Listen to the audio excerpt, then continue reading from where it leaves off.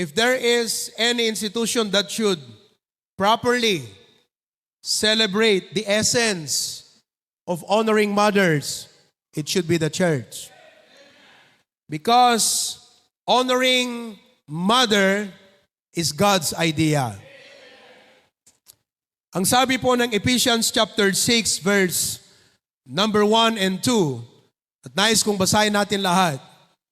Ephesians 6, 1 and 2. Ang sabi po, everybody read, "Children, obey your parents in the Lord, for this is right."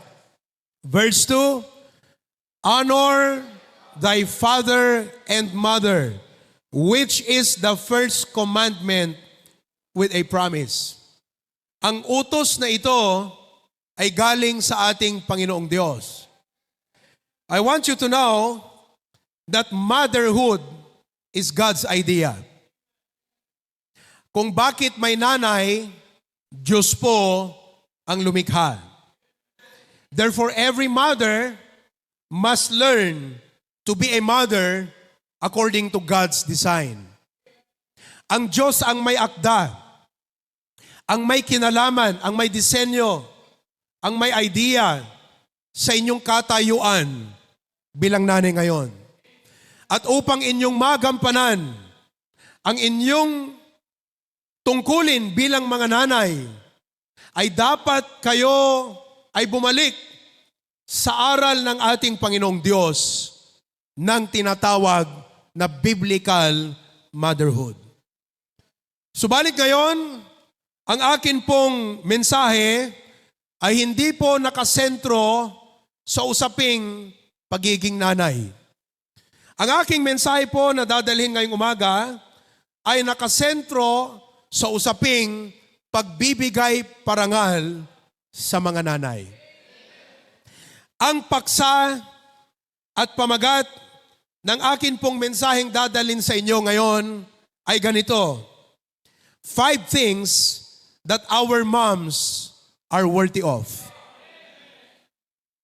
Kung nais ko pong bigyan ng iba pang title ng message na ito, it will be entitled, 5 things that our mothers deserve. Nakalagay po sa Biblia ang motherhood. Pero nakalagay din sa Biblia ang instruction ng Panginoon papaano natin parangalan ang ating mga nanay. Kaya't aking nakita sa ating Biblia ang 5 mga bagay-bagay na karapat-dapat para sa ating mga nanay.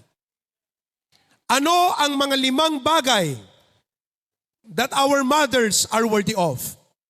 No ilukanwek, anada dagiti 5 nga banbanag nga maikari, ken maiparbeng, nga maipaay, kadagiti nanang tayo. This teaching should come from the church, not from any outside seminar. Because as Bible churches, the idea of honoring mothers is God's idea written forth in His Word. Now, I am going to teach you the 5 things that our mothers are worthy of.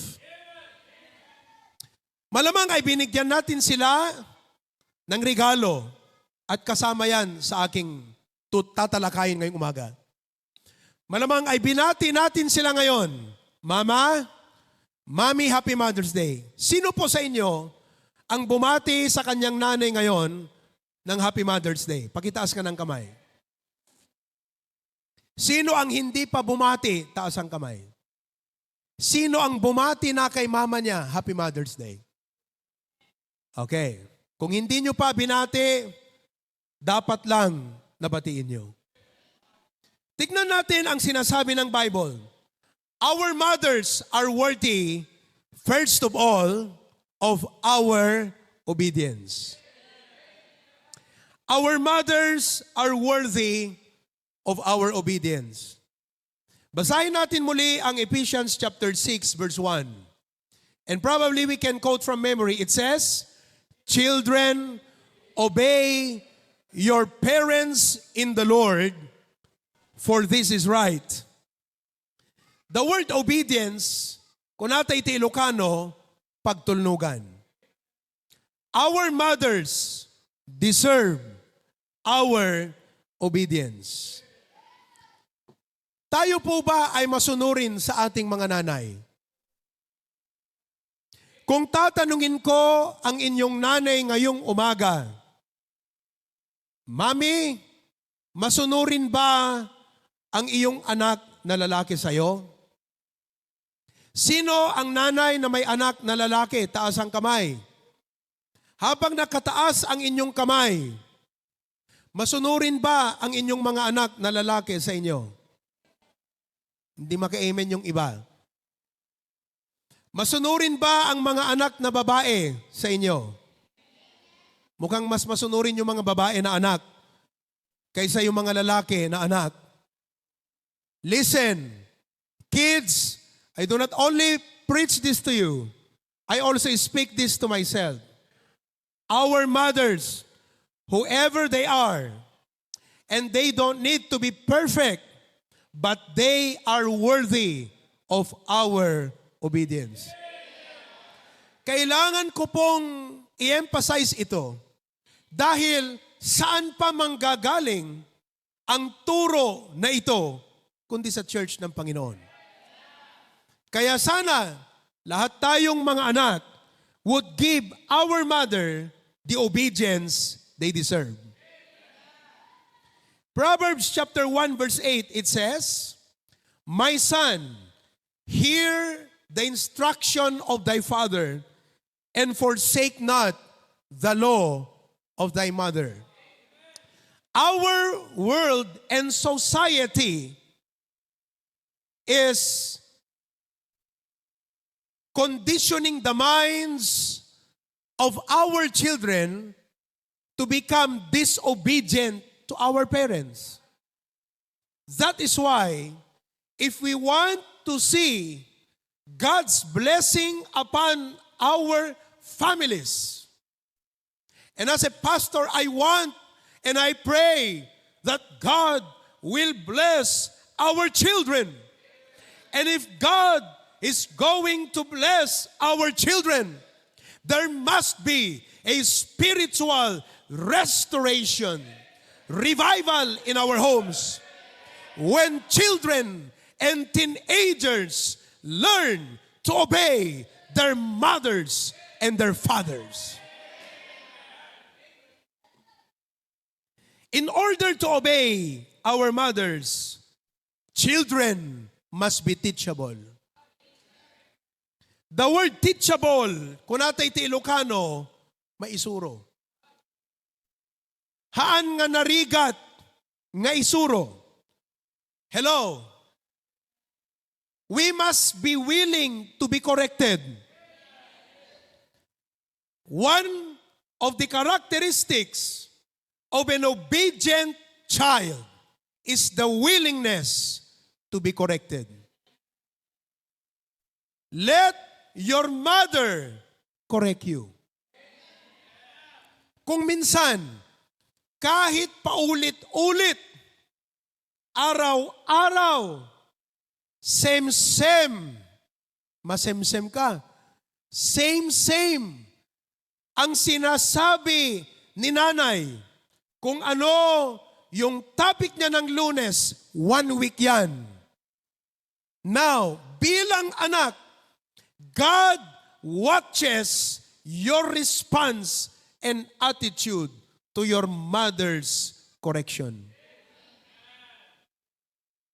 I say that because before we can see obedience or obedient heart to our children must first learn to obey God. Sapagkat ang utos na pagsunod sa magulang ay galing sa ating Panginoong Diyos. Listen, if you do not have a deep respect and high regard of the God who gave that command, you will never, never regard that command. Hello? That is why our children, tayong mga anak, must learn to obey God. Who gave that command? Obey your parents. Alam nyo, domino effect yan. Pag ang mga anak ay natutong maging obedient sa nanay at tatay, they will also learn to regard authority in the school. They will also learn to regard authority even in the church. May mga anak na obedient kay pastor pero disobedient sa magulang.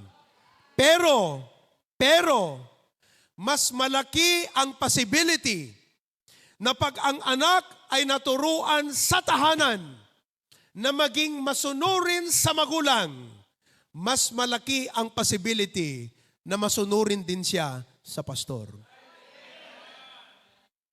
It's a domino effect. When a child is obedient and learned obedience in the home, he will be obedient in the school. He will be obedient in the church. And he will also learn to respect the authority of the government. We would not need more jails and prison houses if our children were taught to obey their parents in the home. Our police officers would not have a headache to the young people if the parents did their duty to teach their children to obey them in the home. Kaya, mga magulang, babalik din sa atin ang turo na ito. Let us teach our children to be obedient to us. We should not be too tolerant to them when we see disobedience, rebellious attitude. Ang ating panalangin, Panginoon, how can I inculcate, how can I plant the seed of obedience in the heart of my children? Because when the ingredient of obedience is missing in the home, society will collapse. When I say that, I tried to read history. At nakita ko sa aking pag-aaral kung bakit ang mga society, there are probably some of you who took up sociology, who took up psychology, and who took up history in college. I want you to know, the Bible is right when it puts an emphasis in the home because the home is the basic unit and foundation for the strength and health and success of every society. And as a church of the living God, we parents should take seriously the mandate of the Bible for children to obey parents. Kayong mga kabataan, may plano kayong mag-asawa? Sino dito ang mga kabataang lalaki may planong mag-asawa? Oh, mauunawaan nyo rin pag naging tatay kayo. Mga ladies na may planong mag-asawa, taas ang kamay. Wala kayong planong mag-asawa? Very good. Nakikinig ba kayo? Sino, may plano kayong mag-asawa o wala? Meron? Taas ang kamay. Oh. Pag kayo, maintindihan nyo ang ibig sabihin nito. Amen? Let's teach our children obedience. Number 2. Our mothers are not only worthy of our obedience, but also our mothers are worthy of honor. Ephesians 6:2. The Bible says, honor thy father and mother, which is the first commandment with promise. Panginoon ang nag-uutos sa atin na dapat nating igalang ang ating nanay. Ginagalang ba natin ang ating nanay? O binobola natin ang ating nanay? Mga anak ngayon, magaling mambola. Bolahin mo ang nanay mo, pero hindi ka pasado sa Panginoon. Sapagkat ang mensaheng ito galing sa Diyos. Ang sinasabi sa iyo, igalang mo ang nanay mo. Huwag mong bolahin, igalang mo. Hello? Kung natay ti Ilocano, raemen. Dayawen, not in the place nga raementay ni Apo Diyos. But if we have a high regard on our God, this is His word. We will say, God, I regard you, I respect you, and I'm going to honor my mom because you told it so. The Greek word used in Ephesians 6:2 for honor means to revere. It means to prize. Amoy the word nga prize? To kaya na sa unti prize kakabsat, appreciate value. Panunutem ita, no kasanuti pateg ni nanang mo, itibiyag mo. It is on that sense that we bring to its effect that we honor our moms. Kahit mas matangkad ka na kesa sa kanya, siya naman ang nagpanganak sa iyo. Kahit mas mataas na ang ating napag-aralan kesa sa kanya, siya naman ang nag-prepare ng ating baon, pagkain nung tayo nag-aaral. Hello? Kahit ikaw ay may trabaho na, marami tayong mga young professionals, maayos ang inyong mga damit, magaganda ang inyong mga kasuutan, alalahanin mo, siya ang unang nagturo sa iyo papaano manamit. Siya ang unang nagturo sa atin na mag-toothbrush. Nagturo sa atin ng proper hygiene. We only improved, but without our mom who gave us the foundation and stepping stones, we would never be where we are today. And let us not forget the value of our moms. At dahil po dyan, mga kapatid, we should honor them. Igalang natin sila. Pwede naman tayong umangat sa buhay na hindi natin dinidisrespect ang ating mga magulang. Let every Christian learn today that we can actually succeed and prosper in life na hindi natin sisipahin ang ating mga magulang without disrespecting them. That even as we go and succeed in life, we give them the honor that is due to them. Kaya nga, yung mga elementary dyan, malapit na ang graduation. Wag naman tayong mahiya na sila timangabay kada tayo nga mapan mang-receive di kitay awards tayo. Hindi ko alam kung ginagawa pa rin sa eskwelahan yan. Ang ibang mga eskwelahan, yung anak na lang ang pumupunta sa stage para mabigyan ng medalya, malagyan ng ribbon at lahat-lahat. I believe if there is anyone that should accompany the child to go and receive the award, it should be the mothers, if not the fathers. And we children should be proud that we have mothers na nagpapaaral sa atin. Marami sa ating mga nanay dito, working mothers, but I know that you are doing your best to make sure that your children are taken care of. And if you have a mom who is working, that is a double sacrifice. Hindi na sana dapat magtrabaho pa si nanay mo eh. Pero kailangan niyang magtrabaho pa. Bakit? Mahal nila kayo eh. Double sakripisyo yun. Kaya dapat let us value the price. Let us recognize, let us take into account. Isipin natin kung minsan kasi ang nakikita lang natin sa ating mga nanay, parating galit.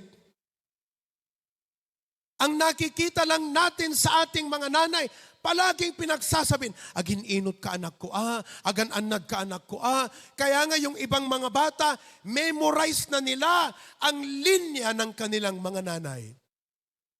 Kaya pag sa umaga, bago pumasok sa eskwelahan, magsisimula pa lang si nanay na magsalita. Siya na ang nagpapatuloy. Alam ko na yan, mami. 5 years mo nang sinasabi sa akin yan.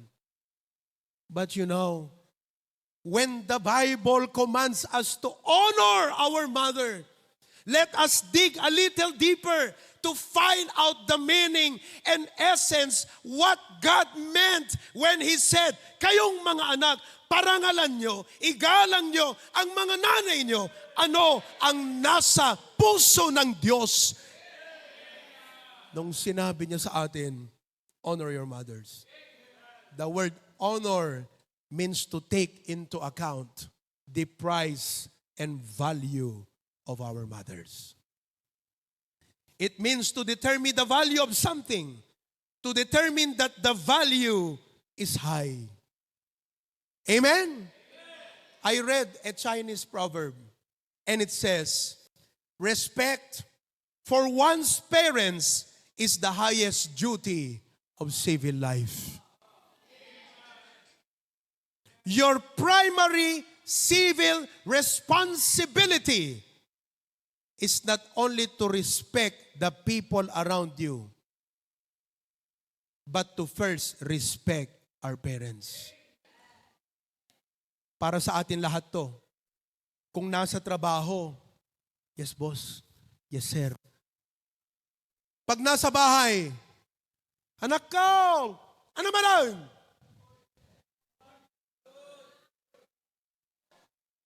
Para sa atin lahat to. Including myself.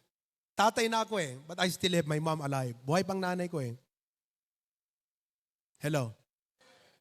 Your first responsibility of civil life is not only to respect people in the workplace. Your authority. Yes, boss. When, boss? Oh, okay, boss. Okay, boss. Areglado, boss. Bukas din, boss. Oo, huwag ka makalala, boss. Mamayang gabi, boss. Pag sinanay, anak ko yung kama na ginaw, sakmaran! Sounds familiar. Pag doon sa eskwelahan, si teacher magsasabi, yes, ma'am. When, ma'am? Okay, ma'am. Ma'am. Hello? Chinese nga na hindi gumagalang sa Biblia. Buddhist yan eh. Alam nila, sensible, na ang unang obligasyon ng ating pagiging civil, sa civil life natin, is to give respect to parents, lalong dapat higit sa ating mga Kristiyano. I pray that today, all of us children will have a revival in our hearts. Dahil kung ang kausap ko unsaved, wala lang sa kanya to. Pero dahil kayo ay saved, may Holy Spirit kayo, mahal nyo ang ating Panginoong Diyos. Kaya nandito ako bilang inyong pastor na sabihin sa inyo at sa aking sarili, tayong mga gumagalang sa Biblia, alamin natin ang totoo at malalim na diwa na sinasabi ng Panginoon sa atin, honor thy mother. And I know that you will take heed of this message because you are a Christian. Parangalan natin. Let us learn as a part of honoring our parents. Let us show respect. And by the way, listen to me.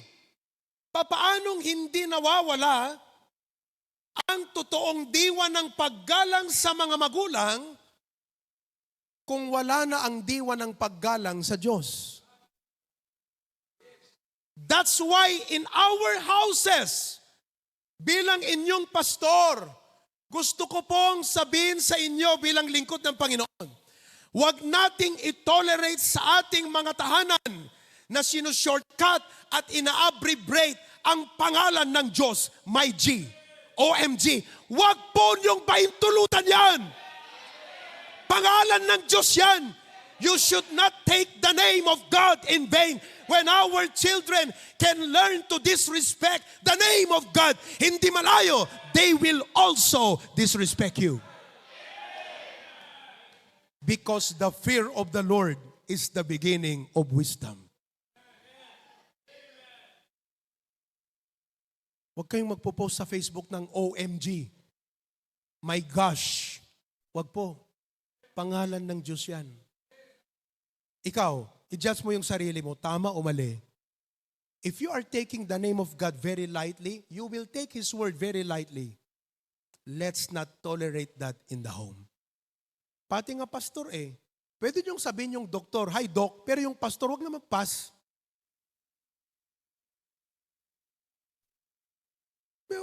May mga tindahan, pag bumibili ako, kilala ko Pas, good morning. Hi, Pas. That's very casual. Marami. Hello? Malay mo kung Pas. Hi, Pas. Pasada. Malay mo. Pasada, T-tricycle. Di ba? Sabihin mo, huwag mo na sabihin, Pas. Kayong mga members ng HBBC, huwag niyong sasabihin yan sa pastor. Morning, Pas. Hi, Pas. Kung doktor, Dok, gawin niyo yan. Pero mas maganda doktor. Pero when it comes to the pastor, tell it. Pas, no. Pastor. Wag niyong paglalaroan yan. At wag niyong pinagtatawanan. Lalo yung OMG, my G. Mga kapatid, that's the name of God. So let us honor God and honor our mothers. As part of honoring our mom, not only we show respect to them, but we should appreciate them. Appresyarin tayo, kakabsat. Ang totoong paggalang ganito. Di ba pag may nang libre sa'yo, nagtithank you ka? Bakit hindi ka rin mag-thank you sa nanay mo na nagluluto, nagpe-prepare ng pagkain mo? Hello? Pagka aglalalo no, makita mo't nga talaga nga mayat pangpangan mo. Tell your mom, Ma, thank you ha. Sarap ng luto. Sarap ng pagkain. You have to do that. That's a part. Kasama yan doon sa diwa ng honor your mother. In the practical sense. And you should not only thank your mom now, it's Mother's Day. Kasi kung palaging ganun ang ginagawa natin, parang binobola lang natin sila. Ang pag-honor sa magulang ay hindi lang every second Sunday of May. Etong turo na aking ibinibigay sa inyo should be given to our moms every day. They are worthy of our obedience. They are worthy of our honor. And as I go to the third, I would like to emphasize this. Children do what children see. Children do what children see. And if we are to see our children honor their mother, we husbands should honor their mother.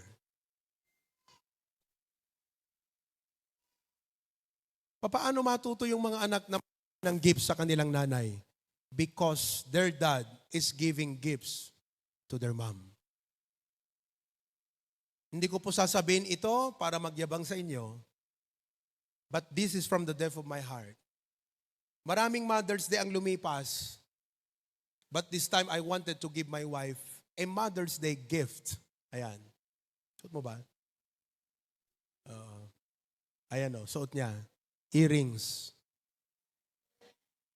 It may not be very expensive, but it's not fancy. I would like to appreciate her being the mom of my 3 kids. Kung wala siya na nanay ng aking mga anak, hello? I'd like to appreciate her for that. Happy Mother's Day, mahal ko. Listen. Know the wishes of your mom in her heart.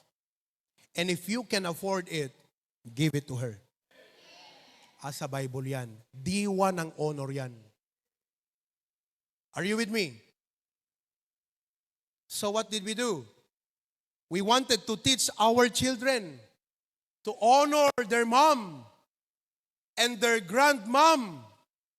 Kahapon, pumunta kami dyan sa Robinson. Pinapili namin itong mga anak namin, although hindi rin yung pili nila ang aming kinuha. But we wanted them to be involved in this area of giving gifts to their lolas. We wanted to show to them what they should teach to their children someday. Because this is a transferable concept. Hindi basta automatic sa isip ng mga bata ito. Children do what children see. So we went there, at alam ko, ng isa sa mga wish ni Mama, jewelry. Andiyan pa si Mama? Nasaan si Mama? Ma? Andun si Mama. Jewelry. Oo, sabi niya, alam mo, marami akong, ay hindi na. Oo. Kasi mapuuran ni Mama eh. Sabi ko, okay, this is what we can afford. Okay? Ibigay natin ito kay Mama Old at ibigay natin ito kay Mommy Old. Both their lolas receive a jewelry from their grandchildren. Those simple gestures. It's easy to say, hey, honor your lola. Show them. At hindi ko sinasabi ito para gawin nyo rin same way. But in the essence, honor is also knowing their heart's desire and fulfilling it if you can. Amen po ba? Sana mamaya, talagang marami ang magte-text sa akin ng mga nanay, Pastor, salamat dun sa preaching mo. May bago na akong sapatos. 10 years na. Ngayon lang nagkaroon ako ng bago. Pastor, thank you. Ngayon ako nakaranas ng tinatawag na spa. Oh, salamat. Finally. 5 taon na. Ngayon lang ulit ako nakapariband. Oh, Pastor, salamat. I appreciate my children. But it's a different feeling for me na aking mga apo ang lumapit sa akin. Binigyan ako ng regalo. I hope that we are going to see results from this message today. Because this is the Word of God, folks. Salita ng Panginoon to. Number 3, bilisan ko na lang. Our moms are worthy not only of our obedience, of our honor, but number 3, our moms are worthy of our affection. Nakalagay po, pag sinabing affection, ayat. Panangipeksa, iti ayat. Pagmamahal, kinaasideg nga rikna. Hello. Ang sabi dito sa 1 Kings chapter 19, and he left the oxen and ran after Elijah and said, let me, I pray thee, kiss my father and my mother. Then I will follow thee. And he said unto him, go back again, for what have I done to thee? Itong batang ito na si Elisha, gustong sumunod doon sa prophet Elijah. At ang sabi niya, Sir, hayaan mo, payagan mo ako I'm going to kiss my father and my mother. Do you still show your affection to your parents? Aglalon kat kuribot-but dagiti rup-rupa da. Hello? Medyo umangdod sa pa yan. Ngam uray pa'y kasjay. Ang diwa na sinasabi ng Biblia na ito, kiss. Remember, nung tayo ay maladaga, tama ba yon? Madalaga? Nung tayo ay maladaga, anong Tagalog ng maladaga? Sanggol. Panay ang kiss ng nanay sa atin. Dapan, kisan na. Kimot, kisan na amin. Kili-kili. Tuwang-tuwa. We were nurtured by mother's affection. Ngayon naman, they need affection. And the Bible is telling us to give our moms our affection. Amen po ba? Oh. Kaya mamaya ihag naman natin ang nanay natin. Yung bang hindi ka sanay gawin ito, pero dahil sinabi ng Biblia, gagawin mo to. Ma, pre, may mga lalaki dyan, siga eh, di ba? Ma, I love you, ma. Ano? Grabing affection yun ah. Hindi nun ah. Kasi nga siga eh. Di ba? Ma, I love you. Kasi hindi nga sanay maglambing sa nanay.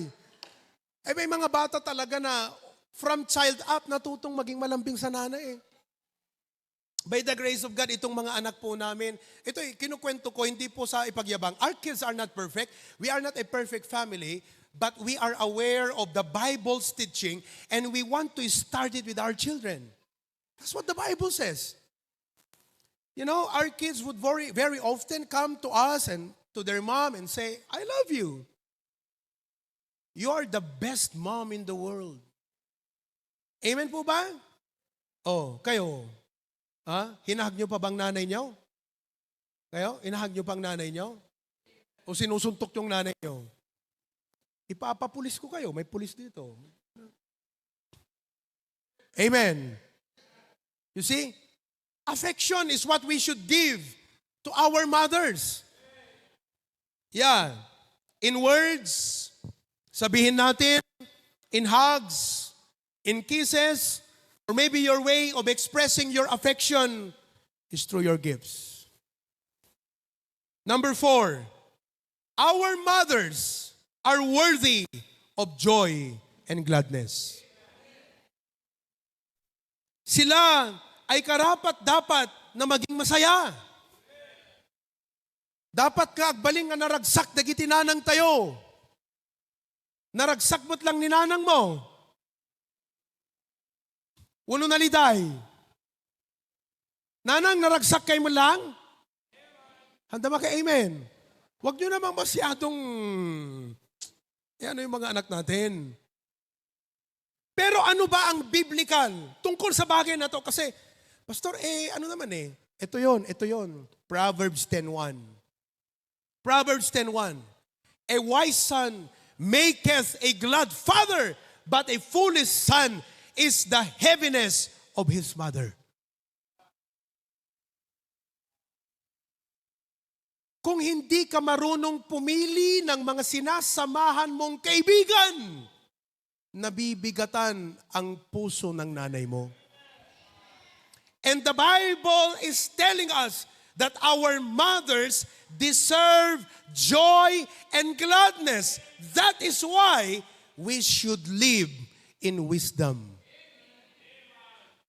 Sa konteksto nating mga Kristiyano, I believe na bawat nanay dito, kagalakan niya na makita ng kanyang anak faithful sa church.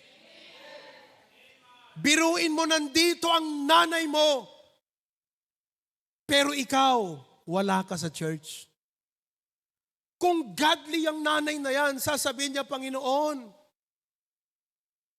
wala akong ibang pinakamataas na prayer para sa aking mga anak, kundi sila ay maging faithful sa iyo.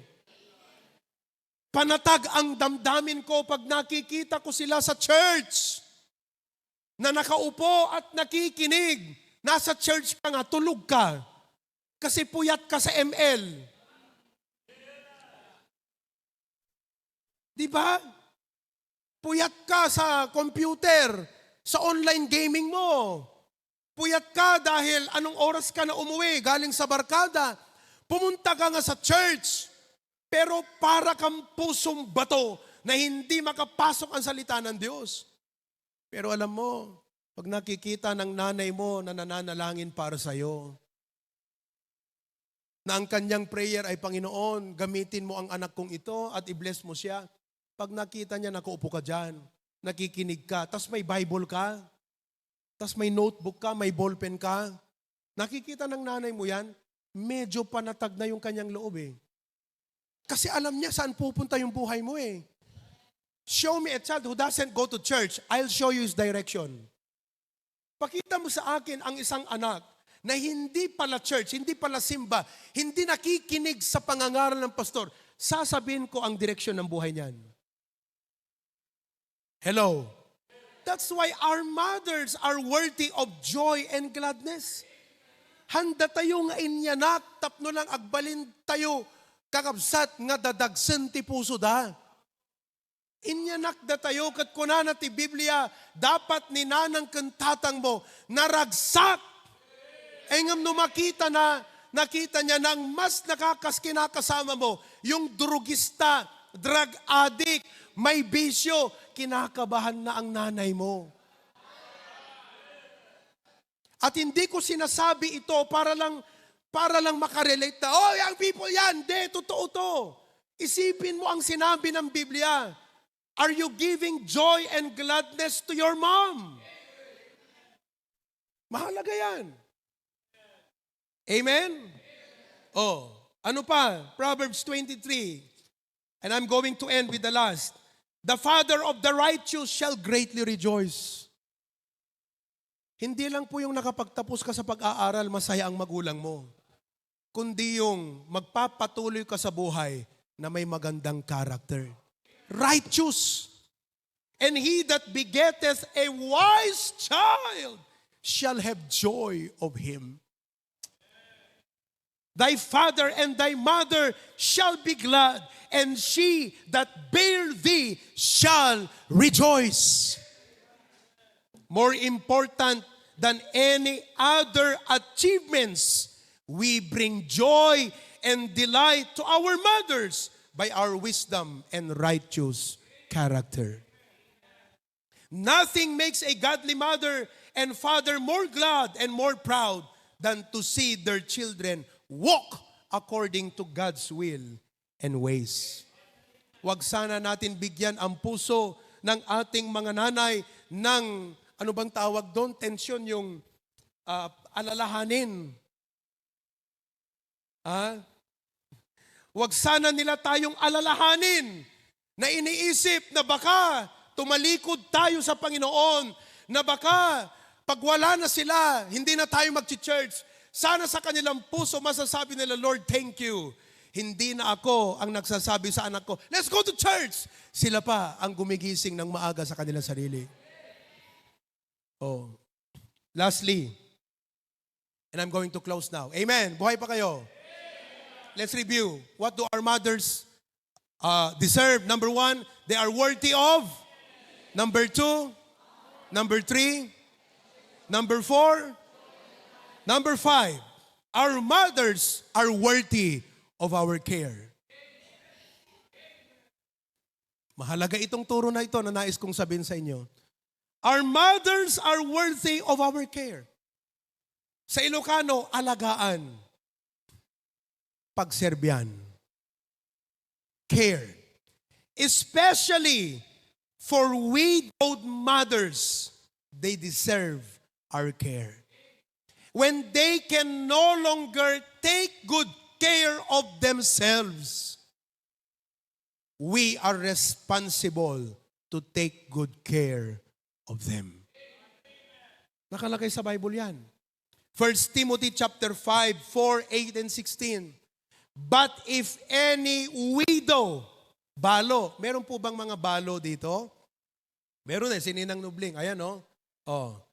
If our widows, and as a church, I call to your attention that if we have widows who could not be able to take care of themselves, and they don't have children that could take care of their widow mother, we as a church should take it as a ministry to take care of them. At baka magsisimula na tayo ng ministry to the widow. Amen po ba? Oh. Pero ito ang sabi. But if any widow have children or nephews, may kamag-anak siya na pwedeng mag-alaga sa kanya, let them learn first to show piety at home. Gawin ito sa kanilang bahay. And to requite their parents. Supapakan, aywanan. For that is good and acceptable before God. But if any provide not for his own, ang ibig sabihin, kung tayo ay hindi natin inaalagaan ang ating mga nanay. Kasi ang pinag-uusapan dyan, widow. Hindi lang providing for your own family yan. But also taking care of your widow mother. Hello? Oh, if any provide not for his own, and especially for those of his own house, yung widow sa kanilang bahay, he hath denied the faith and is worse than an infidel. Let's make sure that we take care of our widow parents. Kung sa tatay, widower. Kung sa Amerika, sa care home po yan dinadala Pero sa atin dito, kung kaya natin at dapat kayanin natin yan by the grace of God, we should be able to take good care of our widows. If any man or woman that believeth have widows, let them relieve them. And let not the church be charged. Kung may pamilya na kaya namang alagaan, wag mo nang i-charge pa sa church. Bakit yung church namin hindi mo lang pinansin yung widow namin? Kaya nga nandyan ka Let not the church be charged, that it may relieve them that are widows. Para yung church, pwede niyang alagaan yung mga talagang widows indeed. Pag sinabing widows indeed, sa kanyang pagiging widow, walang kayang makapag-alaga sa kanya. Mga kapatid, time will come that this church will have a facility to take care of widows. Widows indeed. Baka nga isang araw, ang ating church ay magkakaroon pa ng wellness para sa mga senior citizens. How about that? Gusto niyo ba magkakaroon tayo ng ministry of wellness for the senior citizens? Gawin nating ministry yan. We should have the heart to take care and be compassionate. Lalong-lalo po sa mga talagang hindi nila kayang alagaan ang kanilang mga sarili. That is a part of being a Christian, expression of being a Christian. Oh, maliwanag na maliwanag. Bible yan, mga kapatid. Tumay tayong lahat. Our mothers are worthy. We may choose to give our mothers flowers, cards, gifts on Mother's Day, but every day, they deserve our obedience. They deserve our honor. They deserve our affection. They deserve joy and gladness. And number 5, they deserve our care. Heavenly Father, thank you so much. I pray that this message that we heard would sink deep down into our hearts. At aming gawin ang lahat ng iyong iniutos at ibinigay sa amin. At Lord, we are going to do this to the best that we can because we love you. Ipagpagapumi apo Diyos ken ka, ket gaputa Kristiyano kami, at ang Panginoong Hesukristo ay nasa amin. Itong mga salita na ito ay katanggap-tanggap sa aming mga puso. At tulungan niyo po kami na isagawa sa aming personal na buhay.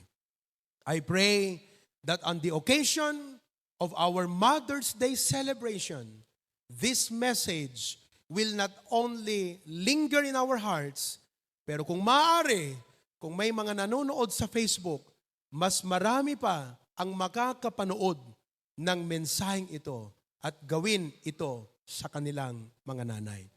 Thank you so much, dear Lord, in Jesus' name. Everyone says, now who among of you today will promise and say, Pastor, because I love God, because I have a high respect for my God and respect for the Bible, yung itinuro ng Bible sa akin ngayon, by the grace of God, I resolve to do it. Gagawin ko yan. Taas ang kamay. Taas natin ang kamay. Amen. Amen. And amen. Praise the Lord. Oh, mamaya, pag uwi natin, dahil na-convict ka, pumunta ka sa mama mo. Sorry ma ha, sa mga pagkukulang ko. Marami pa akong magiging pagkukulang sa'yo. Pero yung salita na prinits ni Pastor, I take it into my heart. Pray for me. Pambira, you will give joy and gladness to your mom.